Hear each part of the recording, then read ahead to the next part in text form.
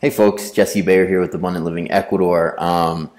In my ongoing attempts to inform you on all things Ecuador, I want to make a video for you today on culture, culture shock, culture differences that you're going to find, when moving to or even potentially visiting and certainly doing business in Ecuador. In fact, the business just gave me another thing I want to mention in this video.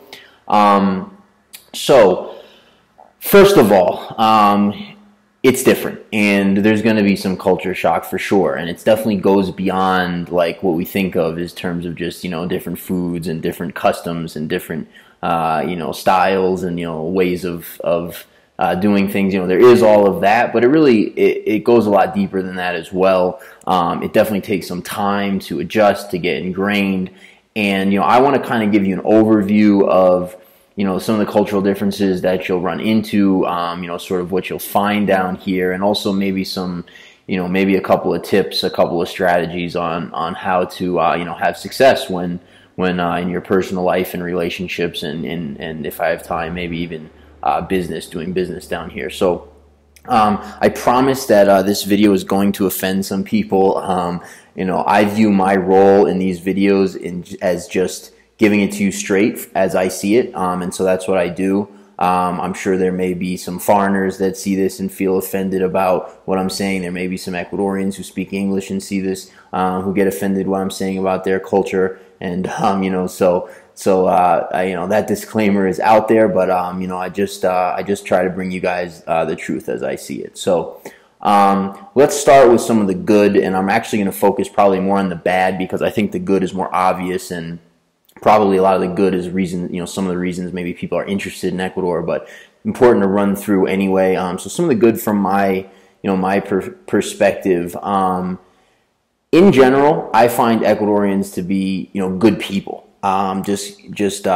Genuine people, pretty simple for the most part. It's kind of like what you see is what you get. There's not a whole lot of pretense. There's not a whole lot of airs. People aren't, very often trying to be something they're not. People pretty much are what they are. They're pretty genuine, pretty honest in a certain way, and I'll get into the ways they're not, which I think bother foreigners a lot. But pretty good people, pretty simple, and I don't mean simple in any sort of not smart or insulting sort of way. I just sort of mean straightforward. In the States, people have a lot more pretense, a lot more airs, a lot more angles to come at things. You just don't have that very much here at all. People are very helpful, very kind, very welcoming. I'll give you a quick example of that. I had a car accident a while back, and I got very lucky. I almost really hurt a motorcyclist, but he was okay. And within, 2 seconds of the accident, there was 40 or 50 people gathered around helping us basically get off the street before the cops came, because it's a major pain here when the cops come for an accident. So, just a silly example, but really, really helpful people, very good-natured, I would say in general, very kind, very welcoming. Super, super familial society. And this has its good and its bad, but from my perspective, it's really good. Kids are very well behaved. The familial nature of the society makes it such that who you know is very, very important. And maybe if I have time, I'll get into that on sort of the tips section. But becoming part of the society and knowing people and making friends and having people you can go to is really, really important, and it's just the way the society functions. We've done some stuff, and maybe I'll put out a video on getting to yes, but it's very different here. It's very much a dance. It's very much, who you know, and a dance, and just kind of how you go about your business, as opposed to the letter of the law like it might be, where you're from. Reputation slash, name, what your name is and your reputation, very important to people. There's laws against like libel and slander. You can go to jail basically for talking bad about people, which makes it something that hardly ever happens. People's reputations are very important to them. People care about their reputations for sure, their name. Something actually, that could probably another thing I want to add to this quick list I jotted down before I made this video. So that's sort of some of the good. I'm sure there's some others that I've left out, but in general, I think good people and a nice culture. That being said, there are some things that I think would drive anybody crazy about Ecuadorian culture. Coming from the States or coming from Europe or just other places. Other places. So at the top of that list for me, that I'm not a huge fan of is that gossip in Ecuador is par for the course. It's normal. Men gossip here. It's just maybe we could put a different word on it and say people like to talk, and that sort of gets into this other piece which I'll touch on in a minute about sort of collectivism. It's very much a we culture, and I think that has its good and bad as well. But talking about other people, rumors, gossip, it's incredibly prevalent. It's so much more that way than what I was used to, certainly from the States. I mean, it's really quite something. And that, part of that, which this could be good, could be bad, but part of that is no question is off limits. Your personal life is considered a totally acceptable topic, can be public knowledge. People can ask you questions that in the States, you're like, why? You wouldn't expect somebody to ask you that question. But, lots of people talk. And there's that whole sort of crab in a bucket kind of thing a little bit as far as, people spreading rumors from time to time and people sort of just saying things that, about other people that aren't necessarily positive, and then rumors get started, and then because people talk so much, it's like, so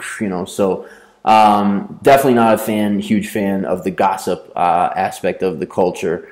I think a lot of people, I've heard of things like, Latin American time, for example. That's definitely here as well. It's okay to be late. It's okay to even not show up. It's not something that's liked necessarily. It's not thought of as a good thing, but it's acceptable. It's not a big deal.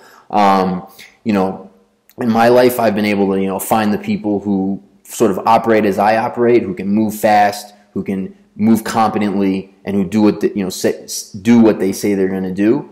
So you can certainly find those people, but as culturally, to have an appointment with somebody at 10 o'clock and them just not call and not show up happens on a regular basis, or to have somebody just show up late. People in Ecuador are very, very unlikely to tell you no. Culturally, they just don't like saying no. They just don't. So you have to sort of learn how to understand how it works when someone's saying no, because they don't do it with the words. So you might say to somebody, let's say you need a carpenter, and you call a guy, or you're meeting somewhere with a guy, and you say, hey, I have this thing, I need it. Can you come Tuesday at 10? Yeah. That means no. Great, sure. I'll be there. All right. That's no. Whereas if a guy, you say, can you come Tuesday at 10? The guy says, yeah, great. Tuesday. Okay. Where, what's your address? What should I bring? What do I, that's yes. And that's the difference. The words are yes almost all the time. You ask someone, can they do something? For example, a lawyer, or accountant, where do you have experience with X? Do you know how to do X? Never done it before. Maybe they can figure it out, but never. So you've got to judge people's tone and reactions. It's just a different communication style. It works, and once you figure it out, it's totally clear when someone's saying yes or no. But you have to figure that out. What else? So I would totally say there's a lack of professionalism, a lack of the quality and level of service that you would expect, coming from other places. it's lower here for sure. It's more informal. It's not as good. People cut corners more often than they might in other places. That being said, it's not across the board. You can find great people. You got to ask around, talk to people who know, figure out who you can work with and who you can't. And, you'll find good people for whatever you're trying to do. But, in general, not as professional, I would say, most of the professional services, etc. Companies you deal with, much more relaxed.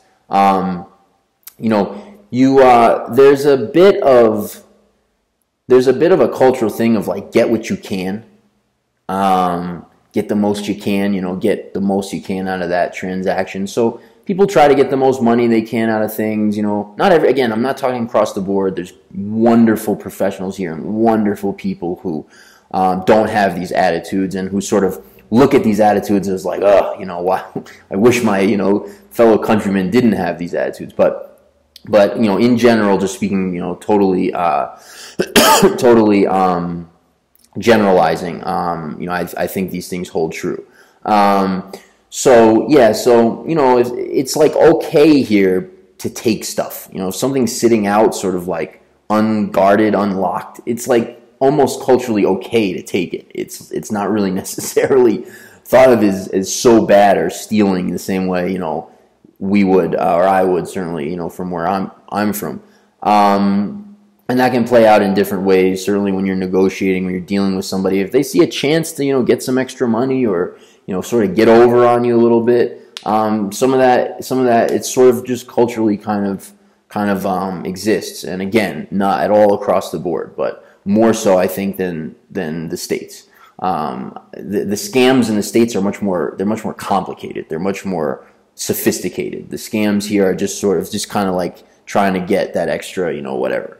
And again, not at all across the board, but lack of follow through, definitely, people starting things or, promising to do things and not quite, getting there.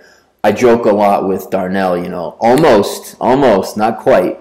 There's a lot of things here that it's like there was a good idea, there was something that was done, and then that one element was missing, and it just kind of screwed it up. You'll see like some beautiful house in it, beautiful house, guy spent a lot of money, and then they put in the instant hot water heater shower heads that are, electric shower heads that are super ugly and don't work that well, and they sort of tongue-in-cheek refer to them as suicide showers, just as an example. Or you'll see somebody spend a lot of money on a house and there's no outlets in the bathroom, or you'll be some great restaurant, but the service will be terrible, or there'll be some great restaurant and